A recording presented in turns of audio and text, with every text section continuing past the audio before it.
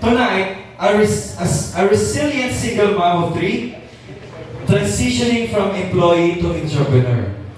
Fueled by her passion for travel, love of diverse cuisines and coffee, guided by her Christian faith, she's on a journey to deepen her connection with God and explore digital investment. Known for her empowering spirit, she takes joy in supporting and uplifting others, especially women on their paths to success. So without further ado, let's all welcome our Green Diamond, Miss Jenny Jaime!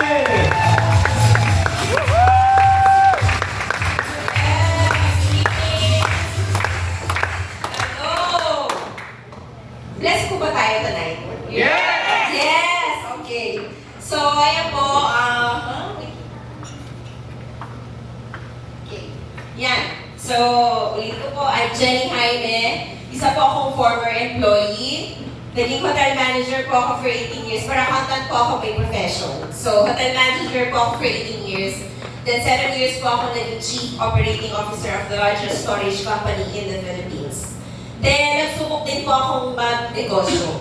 So, yung traditional business ko po, I have a small hotel for 7 years, small hotel in Tagaytay. Then after that, nagkaroon po ako ng bazaar. Naging bazaar organizer po ako. Pero ngayon po, isa akong digital entrepreneur. Okay? So, yan po. Ito po ako noon as a hotel manager po. So, alam niyo naman po, pag kayo yung top doon sa isang company, so medyo lahat ng employee mo gusto ng trabaho ko. So, na-politika po ako noong time na yan, kaya I lost that job. So, naawa po yung mga kaibigan ko, nagtayo po kami ng small business, which is a bazaar. Then after that, may nakilala po akong owner ng isang company, which is yung owner po ng storage company. Naging COO po ako dyan for 7 years. Then, dito ko din po na fulfill yung dream ko po na business, which is a small hotel in Tagaytay. Okay, then, dumating po yung pandemic, so lahat naman po tayo, malaking pagsubok po ito sa atin, di ba? Pero extra po sa akin because I lost my husband there. Pero kaya po, na-inherit ko po itong business na to sa kanya. Yung 7 years niyang pinagtrabahuhan po, na ibigay po ito sa akin. So, I don't know kung paano ko ito gagawin kasi this is something new sa akin. Kasi yung pagiging hotel manager or COO, kahit po nakapikita ko, kaya ko pong gawin yan. But because of the community, because of the mentorship, leadership, community na meron kami, I was able to do this business. So, pero sabi ko, akin pa rin to, sarili ko po itong business, that's why I need to study. So, nag-study po ako, nag-enroll ako sa mga courses, seminar, leadership training, tapos na-join ako ng community para po ma-improve ang sarili ko para po sa business na ito. Okay, so, applying lahat po na natutunan ko at syempre katulong po ng community at saka po ng aking mga mentors. I have traveled in 23 countries already. So, ito po, yung travels ko in Asia. So, babalik-balik po ako dyan sa Asia po. More or less 10 or 11 countries na po yung napuntahan ko. Then, 2016, I've traveled in the US. Many times po from 2016, 2 to 3 times po ako nag-travel ng US. Actually, kakagaling ko lang po a week ago po. I just got back from the US. Babalik po ako sa 24 sa US ulit. Tapos, pagdating po ng September, I'm going to Europe. So, ayun po, ayun nga, winter, spring, summer, and fall po. Lahat yun, yung 4 seasons sa US is the experience ko na. Then, dito ko din po na-fulfill yung dream travel ko, yung travel in Europe na po. So, 2019, that's an all expenses paid trip. Alam ko, every girl's dream yan, Eiffel Tower yan na mapuntahan. Babalikan ko po yan sa September. So, sa Switzerland po yung aming, inikot ko po yung Europe like 1 month and 1 week. So, lahat po libre yan. Then, another dream come true po sa amin, travel with kids. I was able to travel in the US kasama po yung tatlo ko pong anak.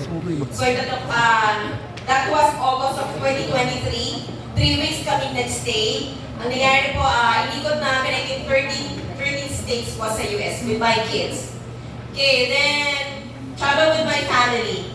So, akala ko po yung Europe yung pinakamasayang travel ko.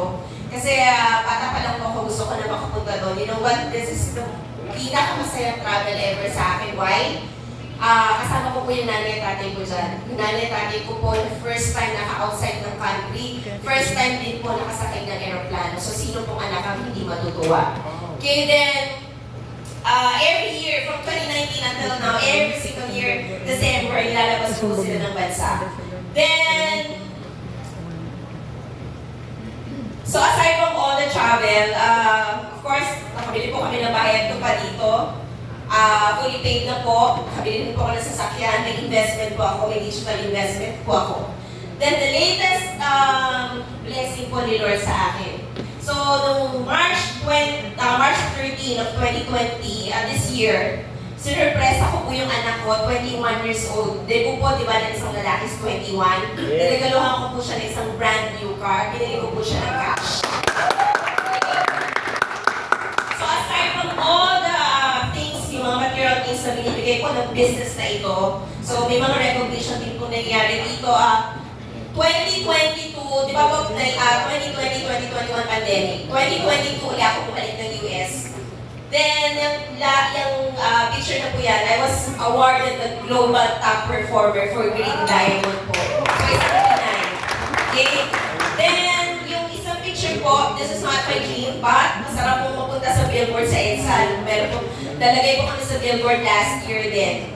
Okay, then, so, 2014, nag-join yung aking husband, late husband. So, yung first income, I don't know if you can see it, it's 62,810. Pwede na for 1 month, di ba? Pwede na additional panggastos, panggas, pang-grocery. Pero alam niyo po, share namin dito lagi. Ganito lang po yung ginagawa namin. We tell our stories, then share namin na yung opportunity, yung product, and the vision that this will really change your life for the better. Katulad po na nangyari sa amin. So, this is my best month ever. This 1 month income. This 1 month lang po. 2.4 million if you're earning like 25,000 right now monthly. Alam niyo naman po, ang minimum wage I think 16 or 17,000 ngayon. So if you're earning 25,000, you have to work like 8 to 9 years bago mo makuha yung isang buwan na pinaghirapan ko. So this is really worth your time and effort. Minsan mababa, diba? So, sometimes mababa po ang income. So, like it's 1 million for 1 month. So, my total income for 8 years, na-awardan po ako ng 2022. Tapos, nagkaroon pa, yung iba po 250K club member, ina-award ko yun sa akin, 500K club member. Ako po is $1 billion club member. Wow! Not 1 million. So, kung 60 lang, 60 ngayon po, no? So, that's 60 million. From 62,000 na income ng 2014, my total for 8 years is $1 million. Sino po ang gusto na ganitong income? So, God bless you all. Please join us, not tomorrow, not next month, but today. God